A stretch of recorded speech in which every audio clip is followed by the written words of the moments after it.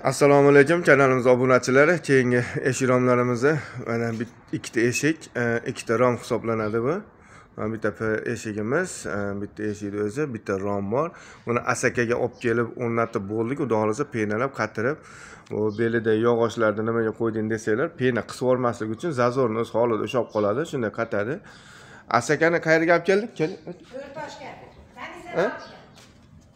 Keling o'tingda internet orqali mana zakaz qilishdi. Ukalarimiz ham mana uka yoqdimi eshik-romlar? Ha, yoqdi. Yaxshimi? Tavsiya qilasizmi qolganlarga?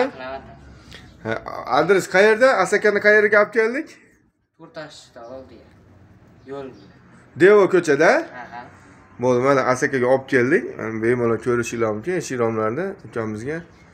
Mana yoqdimi? Yaxshi chiqdimi? Zo'rmi? Sekin gapiryapsiz-ku.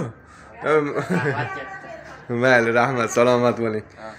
Eshiklarga oq gulli ayna qo'yib berganmiz, ichkarimiz ko'rinmaydi. Eshiklar ochilib yopilishlari ham juda ham yaxshi. Mana bemalol.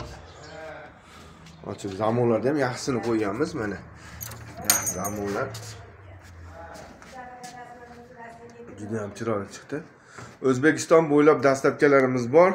Vodiy bo'ylab olib borib o'rnatib berish ustunovkasi ichida bemalol aloqaga chiqa olasizlar. Yoqqan bo'lsa bitta like podpiska bosib qo'yamiz. Kanalimiz keyinroq tarqalishi uchun. Rahmat, sog' bo'linglar, salomat bo'linglar. Hatto kamchiliklar bo'lsa oldindan uzr so'rab qolaman. Salomat bo'lasizlar.